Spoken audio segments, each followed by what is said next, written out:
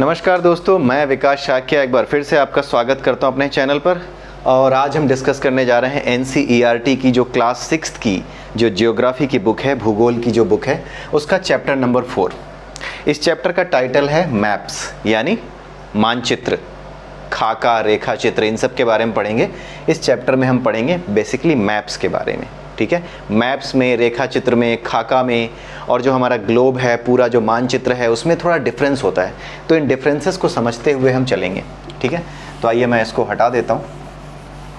Chapter number 4 है आज का। ठीक है, सबसे पहले तो आप ये देखिए कि जब हम कोई ग्लोब देखते हैं, ये रहा हमारा ग्लोब। ठीक है, इस ग्लोब पे ये रहा आपकी इक्वेटर, यहाँ पे ऑस्ट्रेलिया कहीं कोई देश दिखा रहे हैं, यहाँ पे कहीं इंडिया दिखा रहे हैं, यहाँ पे कहीं अमेरिका दिखा दिया, इस तरीके से यहाँ कहीं अफ्रीका आ गया। तो बेसिकली जो हमारा ग्लोब है वो ये बताता है कि हमारा जो अर्थ है, हमारी जो अर्थ है, उस अर्थ पे अलग अलग कॉन्टिनेंट्स, अलग अलग देश कहाँ कहाँ पे हैं, कहाँ कहाँ पे कौन सा समुद्र है, कहाँ पे कौन सा पर्वत है, कहाँ पे कौन सा पठार है, प्लेटो कहाँ है, नदियाँ कहाँ हैं, उत्तरी ध्रुव कहाँ है, दक्षिणी ध्रुव कहाँ है, ये सब चीज़ें बताता है। तो किस जगह की स्थिति क्या है, कौन सी जगह किस जगह पर स्थित है, उसके बारे में ये जो हमारा मैप है, हमारा जो ग्लोब है, वो सारी चीज़ें बता रहा होता है, स्थिति बता रहा होता है। लेकिन एग्जैक्टली कितनी दूरी है यहाँ से यहाँ तक की, यहाँ से यहाँ तक की, ये हमें ग्लोब नहीं बताता है। अगर हम यहाँ समझना भी चाहें तो ये ग्लोब जो है पूरी धरती को समझने के लिए बहुत छोटा पड़ जाता है। ठीक है, क्योंकि जैसे एक एग्जांपल लेते हैं, 12,000 किलोमीटर की दूरी है, 12,500 किलोमीटर की दूरी है इंडिया से जो है कनाडा की।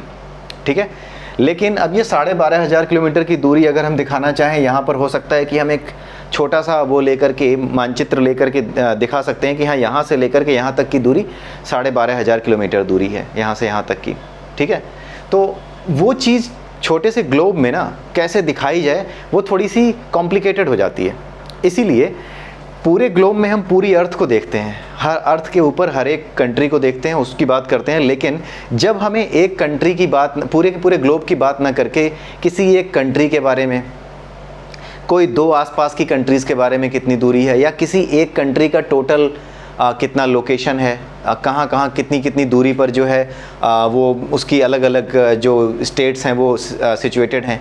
ठीक है, तो उन सब चीज़ों के बारे में जब हम डिस्कस करते हैं तो हमें यूज़ करना पड़ता है मैप, यानी मानचित्र। ग्लोब हमारा पूरी अर्थ को दिखाता है, लेकिन पूरी अर्थ पे एग्जैक्ट सिचुएशन दिखाना, एग्जैक्ट दूरी दिखाना दो देशों के बीच में, या फिर किसी भी एक देश के अंदर कितनी कितनी दूरी पे कौन सी चीज़ें अवेलेबल हैं, ये पूरा का पूरा एक ग्लोब पे नहीं दिखाया जा सकता। तो ग्लोब के अंदर पूरा अर्थ दिखाते हैं, लेकिन उस अर्थ पे अगर किसी एक कंट्री या किसी एक कॉन्टिनेंट के बारे में हमें डिस्कशन करना हो तो हमें क्या यूज़ करना पड़ता है, तब हमें यूज़ करना होता है मानचित्र। ठीक है, तब हम मानचित्र इस्तेमाल करते हैं। ठीक है, तो मानचित्र किसी एक क्षेत्र विशेष के लिए यूज़ किया जाता है। ठीक है, अब जैसे अभी तो हम बात कर रहे हैं इंडिया के मानचित्र की। ठीक है, तो इंडिया का मानचित्र जो है वो सिंपल सा ऐसे आप बना सकते हो। ठीक है, ऐसे करके थोड़ा सा गंदा सा बन रहा है, इस तरह से कुछ बनता है। ठीक है, अब इस मानचित्र में आप क्या कर सकते हो कि यहाँ पर ना थोड़ी थोड़ी दूरी पे, जैसे ये यूपी का लखनऊ है, यहाँ पे दिल्ली है, दिल्ली ऊपर है, लखनऊ नीचे है, तो लखनऊ से दिल्ली के बीच की दूरी दिखानी है। ठीक है, तो अब जैसे लखनऊ से दिल्ली के बीच की दूरी ना 450 किलोमीटर की है। ठीक है, लखनऊ से दिल्ली 450 किलोमीटर के आसपास पड़ता है। तो हम ये कह सकते हैं कि हम अगर अपने पेपर पे 100 किलोमीटर को दिखाना है, अगर हमें पेपर पे 100 किलोमीटर को दिखाना है तो हम 1 सेंटीमीटर की लाइन खींचेंगे। ठीक है, 1 सेंटीमीटर की लाइन खींच करके हम 100 किलोमीटर दिखा देंगे। तो अगर हमें 450 किलोमीटर दिखाना है तो हमें 4.5 सेंटीमीटर की टोटल जो है लाइन खींचनी पड़ेगी। 4.5 सेंटीमीटर की लाइन खींचनी होगी 450 किलोमीटर दिखाने के लिए। ठीक है, तो मैप में चीज़ों को थोड़ा इजी करने के लिए, एग्जैक्ट सिचुएशंस पता करने के लिए, किसी देश की, किसी कॉन्टिनेंट के अंदर अलग अलग जो जगहें हैं उनके बीच में कितनी दूरी है, उसको पता करने के लिए हम क्या यूज़ करते हैं, मैप यूज़ करते हैं। तो इस वाले मैप से आपकी क्या होगी, थोड़ा सा ईजी हो जाता है चीज़ों को समझना किसी एक एरिया के अंदर, या किसी एक कंट्री के अंदर, या किसी एक कॉन्टिनेंट के अंदर। ठीक है, अब जैसे यहाँ लखनऊ था, यहाँ पे दिल्ली था। ठीक है, तो लखनऊ से दिल्ली के बीच की दूरी दिखाने के लिए हमने 4.5 सेंटीमीटर की लाइन खींच दी। तो 4.5 सेंटीमीटर। ऊपर यहाँ मानचित्र में हम लिख देते हैं 1 centimetre is equal to 100 kilometre. तो मानचित्र जब भी बनाते हैं तो ऊपर जो है इस यूनिट को जरूर लिखते हैं कि इस यूनिट से हम क्या दिखा रहे हैं। अगर हमें 100 किलोमीटर दिखाना है, रियल में 100 किलोमीटर दिखाने के लिए आप 100 किलोमीटर बड़ा पेज तो लाओगे नहीं, आपको इसी पेज पे बनाना है। तो आप 1 सेंटीमीटर को 100 किलोमीटर के बराबर मान करके अपने पेज पर ही दो जगहों के बीच की दूरी आप 4 सेंटीमीटर 4.5 सेंटीमीटर की लाइन खींच करके दिखा देते हो, और उन जो देख रहा होता है उसे अपने आप समझ में आ जाता है कि ये लाइन 4 सेंटीमीटर की है, तो इसका मतलब है कि 450 किलोमीटर की दूरी होगी दिल्ली और लखनऊ के बीच में। तो इस तरीके से एक जो है यूनिट लेकर के जब हम किसी छोटे एरिया को, ग्लोब पर किसी कंट्री को, ठीक है, ग्लोब पर तो पूरी पृथ्वी है, लेकिन किसी कंट्री को, जैसे अमेरिका है या अफ्रीका है, उस विशेष कंट्री को, उस विशेष लोकेशन को, किसी भी एक कंटिनेंट को, जैसे पूरा का पूरा एशिया महाद्वीप ले लिया, ठीक है। तो जब हम किसी एक कंट्री के बारे में बात करते हैं या कंट्री के अंदर किसी जगह के बारे में बात करते हैं, जैसे दिल्ली है, अगर कोई चाहे कि दिल्ली का मानचित्र बनाना है तो दिल्ली का मानचित्र थोड़ा और बड़ा दिखने लगेगा, क्योंकि ग्लोब में तो सारे देश दिखा रहे हो तो दिल्ली तो बहुत छोटी सी दिखेगी। लेकिन अगर हमें स्पेसिफिकली दिल्ली के बारे में स्टडी करना है तो दिल्ली को थोड़ा बड़ा दिखाने के लिए हमें उसका मानचित्र बनाना होगा, पूरे ग्लोब पर नहीं देख सकते। अब मानचित्र बना करके दिल्ली में अलग अलग जगह दिखा सकते हैं, ठीक है, वहाँ पे सराय काले खां जो जगह अलग अलग जगह हैं दिल्ली में, ठीक है। उसके अलावा आपका आनंद विहार हो गया, तो जितनी जगह हैं वो सब आप जगह जगह यहाँ दिखा सकते हैं और उनके बीच में लाइन खींच सकते हैं कि हाँ ये इतनी इतनी लंबी लाइनें हैं, इसका मतलब है कि इन लाइनों के बेसिस पे आपको पता लग जाएगा कि कितनी दूरी है इनके बीच में। तो इसी को कहते हैं मानचित्र बनाना। तो जैसा जितना आप एरिया छोटा करते जाएंगे उतना ही यूनिट बढ़ती जाएगी, ठीक है। इसका क्या मतलब है, इसका मतलब समझिए। जैसे आपने पहले बात की इंडिया की, पूरे इंडिया की, जब हमने इंडिया की बात की तो हमने देखा कि दिल्ली से लखनऊ के बीच की दूरी दिखाने के लिए हमने क्या किया, 1 सेंटीमीटर बराबर 100 किलोमीटर इसका पैमाना लिया, ठीक है। यानी ज़्यादा दूरी दिखाने के लिए हमने यूनिट को और छोटा किया, ठीक है। ज़्यादा दूरी दिखाने के लिए यूनिट को छोटा किया हमने, एक यूनिट में ही 1 सेंटीमीटर में ज़्यादा बड़ी दूरी दिखाई, ठीक है। लेकिन अगर कोई कहे कि नहीं, हमें पूरा का पूरा इंडिया के रिस्पेक्ट में दिल्ली और लखनऊ की दूरी नहीं देखनी है, हमें पूरे इंडिया के मैप पे मत दिखाओ, हमें एक काम करो कि केवल दिल्ली का मैप दिखाओ और दिल्ली की ही जानकारी दो, ठीक है। तो अगर आप दिल्ली की ही जानकारी लेते हैं, ठीक है, जैसे ये हमारी दिल्ली है, मान लीजिए कोई दिल्ली का मैप ऐसा है, सिंपल सा ऐसे समझ लीजिए, ऐसा है नहीं, ऐसे समझ लीजिए कि ऐसे बनाएं, ठीक है। अब होगा क्या कि दिल्ली में जब दिल्ली से लखनऊ जा रहे थे तो 450 किलोमीटर की दूरी थी, लेकिन पूरा दिल्ली 450 में फैला ही नहीं है, इतने किलोमीटर की दूरी में वो फैला ही नहीं है, ठीक है। तो अब अगर एक लोकेशन से मान लीजिए दिल्ली की जो विधानसभा है, ठीक है, दिल्ली की विधानसभा से पार्लियामेंट के बीच की दूरी मान लीजिए कि ऐसे है 10 किलोमीटर, ठीक है। दिल्ली के पार्लियामेंट की विधानसभा से दूरी 10 किलोमीटर है। अब ये दिल्ली का एरिया छोटा होगा, तो ये 10 किलोमीटर दूरी दिखाने के लिए अगर आप 1 सेंटीमीटर में 100 दिखाने लगोगे तब तो आप बहुत छोटी सी लाइन खींचोगे। तो यहाँ पर क्या होगा कि 1 सेंटीमीटर को थोड़ा सा बड़ा आप ले सकते हो, जैसे 1 सेंटीमीटर में हम केवल 5 किलोमीटर दिखाएंगे, ठीक है। तो आपने क्या देखा, पहले 1 सेंटीमीटर में 100 किलोमीटर दिखा रहे थे, यानी जितनी बड़ी दूरी हो रही थी उतना ही पैमाना क्या हो रहा था, बढ़ता जा रहा था, मतलब उतना ही कम यूनिट में ज़्यादा किलोमीटर दिखा रहे थे, ठीक है। लेकिन यहाँ पर क्या हो रहा है, कम यूनिट में कम किलोमीटर दिखा रहे हैं, ठीक है। तो इस तरह जब कम यूनिट में कम किलोमीटरों को कवर किया जाए, कम दूरी को कवर किया जाए, तो ऐसे मानचित्र को हम क्या कहते हैं, बड़े पैमाने वाला, छोटे पैमाने वाला नहीं, छोटी दूरी छोटा पैमाना नहीं, छोटी दूरी, जितनी छोटी दूरी उतना बड़े पैमाने का मानचित्र, तो इसे बड़े पैमाने वाला मानचित्र कहा जाता है, ठीक है। बड़े पैमाना, ये पैमाना ये वाला नहीं है, पैमाना ये है कि बड़े पैमाने पर हमने दिल्ली को कवर किया, ठीक है, ये मतलब होता है इसका। तो जितनी दूरी कम होगी उस मानचित्र को उतने ही बड़े पैमाने का मानचित्र कहा जाएगा। लेकिन जब हम लेते हैं 1 सेंटीमीटर में 100 किलोमीटर, तो इसकी तुलना में ये वाला क्या है, छोटे पैमाने का मानचित्र है, ठीक है, ये छोटे पैमाने का मानचित्र है। आपसे ये पूछा जा सकता है कि आपके स्कूल का मानचित्र और आपके पूरे शहर का मानचित्र, ठीक है, इन दोनों मानचित्रों में कौन सा छोटे पैमाने का बनेगा और कौन सा बड़े पैमाने का बनेगा। तो आपका जो स्कूल है वो बड़े पैमाने का बनेगा, लेकिन आपका जो शहर है जहां आप रहते हो उसका पैमाना आपके स्कूल की तुलना में, उसके कंपेयर में छोटा हो जाएगा। आपका पूरा शहर बड़ा है, वहाँ पे 2 पॉइंट्स के बीच की दूरी दिखाने के लिए आपको थोड़ा सा ज़्यादा लेना पड़ेगा, जो आपका वो है यूनिट है, यूनिट 1 सेंटीमीटर में ज़्यादा दूरी दिखानी पड़ेगी। लेकिन आपका स्कूल, क्योंकि आपका स्कूल तो शहर के अंदर है, शहर से छोटा है स्कूल, तो स्कूल के अंदर जो एक क्लासरूम से दूसरे क्लासरूम की दूरी है वो तो 1 किलोमीटर की क्या, वो तो मीटर में होगी, एक क्लासरूम से दूसरे क्लासरूम की। तो वहाँ पे पैमाना और छोटा हो जाएगा। वहाँ हो सकता है 1 centimetre is equal to 2 metre दिखाएं आप, इतना भी हो सकता है कि 1 सेंटीमीटर में 5 मीटर 2 मीटर ऐसे दिखा रहे हैं। तो जगह जितनी छोटी होगी उसका मानचित्र उतने ही बड़े पैमाने का होगा। इतना याद रखिए, जगह छोटी तो मानचित्र का पैमाना बड़ा। इस चीज़ को आपको याद रखना है। ये होता है मानचित्र, इसको कहते हैं मानचित्र। तो मानचित्र किस चीज़ के बारे में बताता है? किसी देश, ठीक है, मानचित्र कब बनाते हैं? किसी देश, किसी शहर या किसी नगर के लिए हम मानचित्र बनाते हैं, ठीक है। और इन्हीं तीनों के इस्तेमाल करके छोटे और बड़े पैमाने के मानचित्र बनाए जाते हैं। देश का मानचित्र सबसे छोटे पैमाने का होगा। अगर किसी देश के अंदर किसी प्रदेश की बात की जा रही है तो उस प्रदेश का मानचित्र, उस स्टेट का मानचित्र, या किसी शहर की बात की जा रही है तो उस शहर का मानचित्र कैसा होगा? उस शहर का मानचित्र बड़े पैमाने का होगा देश की तुलना में। और उस शहर के अंदर किसी एक बिल्डिंग की या किसी एक खास इलाके की बात की जा रही है तो उस इलाके का मानचित्र क्या होगा? और भी बड़े पैमाने का होगा, ठीक है। ये होता है। अब बड़े पैमाने और छोटे पैमाने का अर्थ आई होप कि आप समझ गए होंगे, ठीक है। आइए आगे देखते हैं मानचित्र कितने प्रकार के होते हैं। मानचित्र के प्रकार, टाइप्स ऑफ मैप्स, कितने प्रकार के होते हैं मानचित्र। पहला होता है आपका भौतिक मानचित्र, जिसको हम कहते हैं फिजिकल मैप, इंग्लिश में कहते हैं फिजिकल मैप, ठीक है। इसमें हम क्या दिखाते हैं? इसमें हम दिखाते हैं पहाड़ों को, ठीक है, पठारों को, प्लेटोज को, ठीक है। उसके अलावा नदी, समुद्र, ठीक है। मतलब धरती के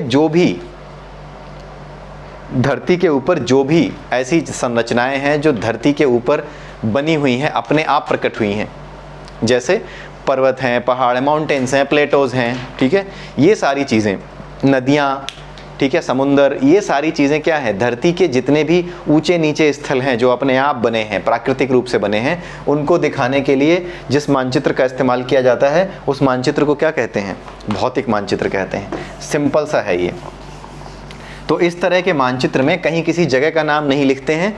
इस तरह के मानचित्र में केवल पूरे मानचित्र में हम ये दिखा देते हैं, यहाँ पे एटलस है, यहाँ पे हिमालय है, यहाँ पर कोई दूसरा रॉकीज़ पर्वत है, ठीक है। जैसे आप साउथ अमेरिका में जाएंगे तो रॉकीज़ मिलेगा, ठीक है। नॉर्थ अमेरिका में आपको कोई और मिलेगा, हिमालय आपको ऐसे मिलेगा, ठीक है, ईस्ट से वेस्ट, वेस्ट से ईस्ट, ठीक है। और बाकी जितने भी बड़े बड़े पर्वत हैं वो क्या हैं? नॉर्थ टू साउथ फैले हुए हैं। केवल आपका जो हिमालय है वही है जो कि east through west to east की तरफ फैला हुआ है, ईस्ट वेस्ट डायरेक्शन में फैला हुआ है, ठीक है। तो इस तरह के जो भी मानचित्र होते हैं जिसमें जगह का नाम नहीं लिखना, कंट्री का नाम नहीं लिखना, कुछ भी नहीं लिखना, उस तरह के मानचित्र को हम क्या कहते हैं? प्राकृतिक मानचित्र या फिजिकल मैप, ठीक है। भौतिक मानचित्र या फिजिकल मैप। यहाँ पर सिर्फ ये दिखाया जाता है कौन सी जगह पे कौन सा पर्वत है, कौन सा पठार है, कौन सी नदी है, कौन सा समुंदर है, ये सब चीज़ें उसमें दिखाई जाती हैं। दूसरा आता है हमारा, दूसरा जो प्रकार है वो होता है राजनीतिक मानचित्र।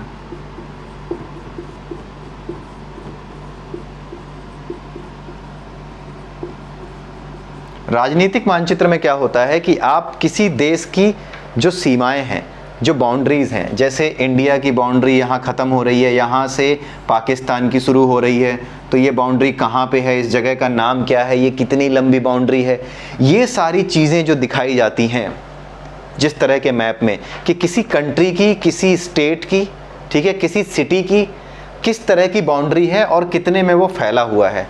जब इसको पूरे के पूरे मैप पे दिखाया जाता है एक मैप पे, किसी कंट्री के या पूरे वर्ल्ड के मैप पे जब हम अलग अलग डिमार्केट करते हुए दिखाते हैं कंट्रीज़ को, तो इस तरह के मानचित्र को हम क्या कहते हैं? राजनीतिक मानचित्र कहते हैं। भारत के राजनीतिक मानचित्र में क्या क्या आएगा?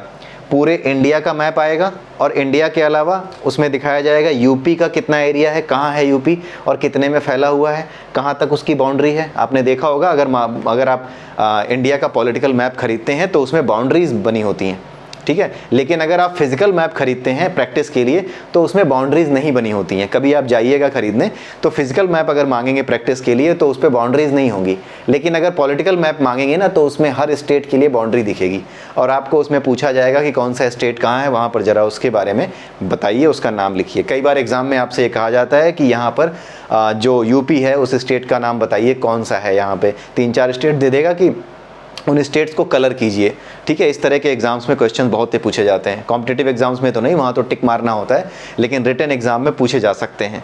और आप अगर क्लास 6 में पढ़ रहे हैं, स्टूडेंट हैं, तब तो आपको इसको बहुत अच्छे से प्रैक्टिस करना चाहिए, क्योंकि आपको तो मैप दिया जाएगा स्पेसिफिकली कि भरो इसको, ठीक है। तो इसलिए आप उसको मानचित्र, ऐसा कोई भी मानचित्र जिसमें देश की सीमाएँ, शहर की सीमाएँ, ठीक है, देश की सीमा या शहर की सीमा, ठीक है, या प्रदेश की सीमा, जहाँ पे इस तरीके से चीज़ें दिखाई जाएं, सीमा यानी लाइन खींच करके डिमार्केट किया जाए, तो उस तरह के मानचित्र को हम क्या कहते हैं? राजनैतिक मानचित्र कहा जाता है इस तरह के मानचित्र को, ठीक है। अब तीसरा होता है थीमेटिक। तीसरा होता है थीमेटिक।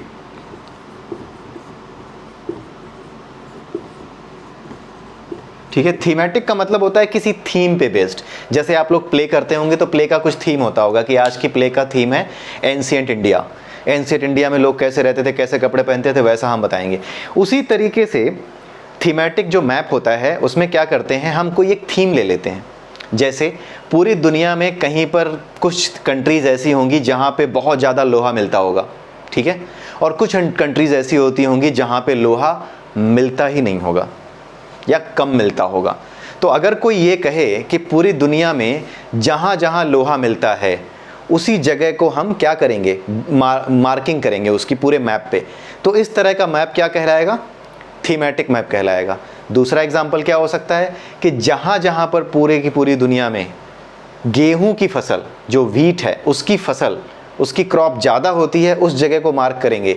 तो अगर इस तरह का मैप बनाएंगे जहाँ पे गेहूं की जो क्रॉप होती है, व्हीट की जो क्रॉप होती है, उसको दिखाया जाएगा, तो इस तरह के मैप को हम क्या कहेंगे? Thematic map, and theme is wheat, ठीक है। वहाँ पे थीम क्या होगी? गेहूं की फसल, ठीक है। पहले वाले में क्या थी? लोहा, ठीक है। जैसे आपका जो लोहा है सबसे ज़्यादा अगर आप देखें तो चाइना के अंदर, ठीक है, इंडिया के अंदर अच्छा खासा लोहा पैदा होता है। जापान में क्या होता है? लोहा होता ही नहीं है, वहाँ लोहा होता ही नहीं है। जापान लोहा इंडिया से इंपोर्ट करता है। इंडिया सबसे ज़्यादा लोहा अपना किसको देता है? जापान को एक्सपोर्ट करता है, ठीक है। जापान इंपोर्ट करता है हमसे, हम जापान को एक्सपोर्ट करते हैं। तो हम जापान को देते हैं, उसके बदले में जापान हमें पैसे देता है, उस पैसे से भारत की कमाई होती है, ठीक है। इस तरीके से देशों के बीच में व्यापार चलता है। उनके बीच में जो है एक दूसरे से वो जो चीज़ें एक के पास नहीं है दूसरा उससे खरीदता है, दूसरे के पास जो नहीं है पहला उससे खरीदता है। इस तरीके से देशों के बीच में आपस में कोऑर्डिनेशन बना रहता है, उनके बीच में एक बिजनेस रिलेशन बना रहता है, ठीक है। तो जो पहला मानचित्र था जिसमें हमने लोहे की बात की, उसमें हम क्या करेंगे, जब भी लोहे की जगह दिखानी होगी तो इंडिया के मैप में उसको पिन कर देंगे, आप चाइना के मैप में पिन कर देंगे, उसके बाद जाकर के आप जापान के मैप में पिन नहीं करेंगे, क्योंकि वहाँ पे क्या है, कहीं लोहा नहीं पाया जाता, उसको कलर नहीं करेंगे। तो उन सभी कंट्रीज़ को जब आप कलर कर दें जहाँ पर लोहा सारा पाया जाता है, बहुत ज़्यादा पाया जाता है, तो ये जो मैप है ये क्या कहलाएगा? थीमेटिक मैप कहलाएगा। और इसकी थीम क्या होगी? लोहे का उत्पादन करने वाले देश, those countries which produces the iron, ठीक है। तो इस तरीके से हम जो है थीमेटिक मैप्स बनाते हैं। ये थीमेटिक मैप की बात हो गई। अब हम बात करते हैं कि मैप्स के कंपोनेंट क्या क्या होते हैं, एक मैप में क्या क्या होता है, एक मैप के अंदर क्या क्या चीज़ें होती हैं। पहली होती है दूरी। दूरी के बारे में हम बात कर चुके, छोटे पैमाने वाला, बड़े पैमाने वाला, ठीक है। दूरी को किससे दिखाते हैं? किसी एक पैमाने पे दिखाते हैं। 1 सेंटीमीटर में 100 किलोमीटर या 500 किलोमीटर, जैसे भी चाहें। छोटे और बड़े पैमाने की हम बात कर चुके हैं, ये दूरी के बारे में था। दूसरा क्या होता है? दिशा। ठीक है, डायरेक्शन भी दिखानी होती है। ठीक, तो डायरेक्शन जब दिखानी होती है किसी मैप में, तो डायरेक्शन किस आधार पे डिसाइड होती है? ये है हमारा ईस्ट, ये होता है वेस्ट, ये होता है नॉर्थ, ये होता है साउथ। ठीक है, अब जैसे लखनऊ यहाँ था और दिल्ली यहाँ था। ठीक है, तो लखनऊ के अगर ये देखो आप, तो ये कैसा मैप बन रहा है? ये है वेस्ट, ये है नॉर्थ। ठीक है, तो लखनऊ से नॉर्थ वेस्ट में ऊपर की ओर, नॉर्थ वेस्ट की ओर, लखनऊ से नॉर्थ वेस्ट की ओर, नॉर्थ और वेस्ट के बीच का क्या कहला है? ये वेस्ट है, ये नॉर्थ है, तो नॉर्थ और वेस्ट के बीच की जगह को हम क्या बोलेंगे? नॉर्थ वेस्ट या वेस्ट नॉर्थ कह बोलेंगे। ठीक है, तो अगर कोई कहे कि लखनऊ से दिल्ली किस डायरेक्शन में है, कितनी दूरी पे है, तो एक तो आपकी डिस्टेंस जो कि 1 सेंटीमीटर की दूरी आप दिखा रहे हो, तो जितनी दूरी अगर 4.5 सेंटीमीटर के लाइन खींचोगे तो दूरी पता लग जाएगी। ठीक है, देखने वाले को दूरी पता लग जाएगी पैमाने से कि 450 किलोमीटर की दूरी है, और दूसरा उसे क्या पता लग जाएगा? डायरेक्शन पता लग जाएगा, कहाँ है? नॉर्थ, आपके नॉर्थ वेस्ट में। ठीक है, तो दूसरी चीज़ हो गई दिशा। तीसरी चीज़ होती है सिंबल। सिंबल क्या होता है? सिंबल का यूज़ क्यों करते हैं? सिंबल यानी प्रतीक, उसका इस्तेमाल क्यों करते हैं? सिंबल का यूज़ ये दिखाने के लिए करते हैं कि कौन सी जगह को हम क्या दिखाना चाह रहे हैं। अब जैसे कहीं पर आपको दिखानी है जो है पहाड़ियाँ दिखानी है, तो आप ऐसे दिखाओगे, इस तरीके से दिखा रहे हो, और कहीं पर आपको कुआं दिखाना है तो आपने सिंबल यूज़ कर लिया इस तरीके का। ठीक है, ये कुआं दिखा दिया। उसके अलावा आपको दिखाना है कि रेल की पटरियाँ गई हुई हैं, मान लीजिए एक थीमेटिक आपने मैप बनाया, थीमेटिक मैप कि रेलवे नेटवर्क, इंडिया का रेलवे नेटवर्क, ये एक थीम हो गई। ठीक है, इस थीम के बेसिस पे आपने एक वो बनाया मैप। अब मैप में आपको दिखाना है रेल पटरियों के बारे में, तो पटरियों का सिंबल ये हो गया। रोड्स का सिंबल क्या हो गया? ये हो गया, ऐसे रोड्स का सिंबल हो गया। तो मैप में सिंबल भी यूज़ किए जाते हैं, इस तरीके से सिंबल यूज़ किए जाते हैं। ठीक है, कहीं पर अगर एयरपोर्ट है तो उसका सिंबल अलग होगा। आपने देखा होगा एयरपोर्ट जहाँ पे होते हैं वहाँ छोटा सा मैप में आपको दिखाई देता है, एक हवाई जहाज़ सा खड़ा कर देते हैं, उसका मतलब होता है कि इस जगह पे एयरपोर्ट है। ठीक है, तो इस तरीके से होता है, सिंबल हो गया। तो ये हैं कंपोनेंट्स, 3 कंपोनेंट्स हैं मैप के। 3 कंपोनेंट्स कौन कौन से हो गए? डिस्टेंस हो गया, दूसरा कंपोनेंट क्या हो गया? डायरेक्शन हो गया, और तीसरा कंपोनेंट क्या हो गया? सिंबल हो गया। ठीक है, अब मान लीजिए कोई आपको बोले कि एक मैप बनाना है अपने शहर का। ठीक है, आपको उसमें दिखाना है, आपने शहर का आपको मैप दिखाना है, और उसमें आपको दिखाना है कि उस शहर में जो है जितने मंदिर हैं, जितने स्कूल हैं, थीमेटिक मैप बना लीजिए, मान लीजिए उसमें जितने स्कूल हैं आपके शहर में उन सबको दिखाना है। ठीक है, ये तीसरा स्कूल यहाँ था, चौथा स्कूल यहाँ था। ठीक है, इन चारों स्कूलों की ये यहाँ पे जो है आपस में दूरी दिखानी है, किस जगह पे हैं ये। तो इन दोनों के बीच की दूरी मान लीजिए ये 10 किलोमीटर थी, इन दोनों के बीच की दूरी मान लीजिए 7 किलोमीटर है, इनके बीच की दूरी मान लीजिए 11 किलोमीटर है, और इनकी बीच की दूरी कितनी है? 3 किलोमीटर है। ठीक है, तो इस तरीके से क्या होगा, यहाँ पे आप कुछ यूनिट लोगे कि 10 किलोमीटर कितने में दिखाया जाए। यहाँ पर तो 3 किलोमीटर की बात हो रही है, तो 2 किलोमीटर को एक पैमाना मान लिया, 1 सेंटीमीटर बराबर 2 किलोमीटर। तो ये लाइन आप खींचोगे 11 करीब जो है 2 × 5 5 सेंटीमीटर की लाइन ये खींचोगे 11 दिखाने के लिए। यहाँ पे आप 5 सेंटीमीटर की लाइन खींचोगे 10 किलोमीटर दिखाने के लिए। यहाँ पे आप कितनी खींचोगे? 3.5 सेंटीमीटर की लाइन खींचोगे। यहाँ पर आप कितनी खींचोगे? 1.5 सेंटीमीटर की लाइन खींच करके आप दिखा दोगे। तो ये क्या हो गया? ये मानचित्र हो गया आपके शहर के सभी स्कूलों का, कि आपके शहर के जितने स्कूल हैं, छोटे से शहर में कितने स्कूल हैं। थीम क्या है? शहर के स्कूल। उस थीम पे आपने ये मानचित्र बनाया और आपने सारी चीज़ें दिखा दी। और स्कूल दिखाने के लिए अलग ही आपने वो बना दिया स्कूल के लिए। यहाँ पे जो है स्कूल के लिए मान लीजिए ऐसे बना दिया।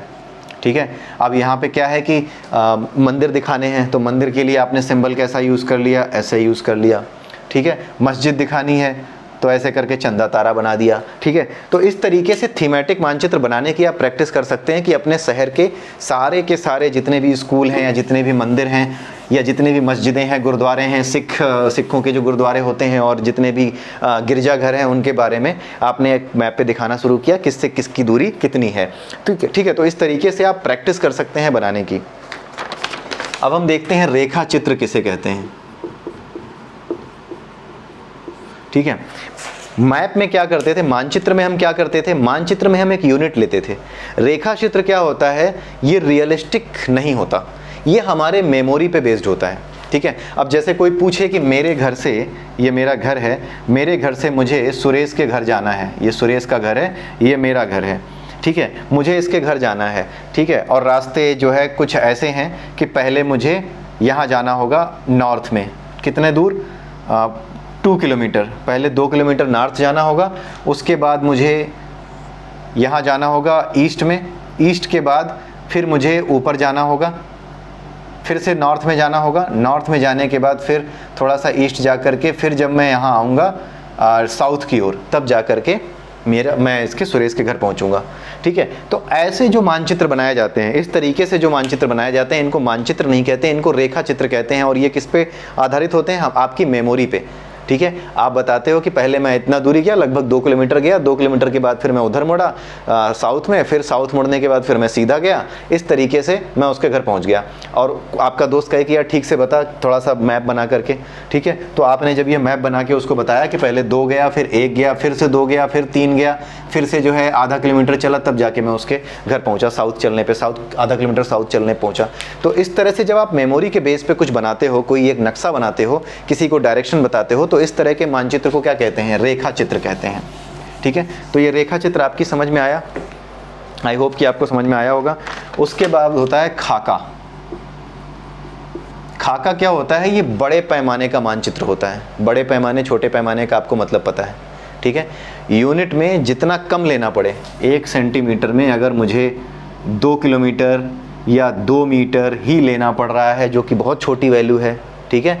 तो इस तरह के चीज़ों को दिखाने का मतलब होता है कि जब हमने यूनिट कम ली है तो इसका मतलब है कि हम बड़ी लोकेशन को, किसी छोटी लोकेशन को बड़ा करके दिखा रहे हैं। जब हम किसी छोटी लोकेशन को बड़ा करके दिखाते हैं तो वहाँ पे क्या होता है, आपका दूरी कम हो जाती है, यूनिट में दूरी कम दिखाते हो। तो इस तरह के मानचित्र को हम बड़े पैमाने का मानचित्र कहते हैं। जब यूनिट में दूरी कम दिखाई जाए, जब एक यूनिट में कम दूरी दिखाएं तो बड़े पैमाने का मानचित्र होगा, जब एक यूनिट में ज़्यादा दूरी को दिखाएं तो वो छोटे पैमाने का मानचित्र होगा।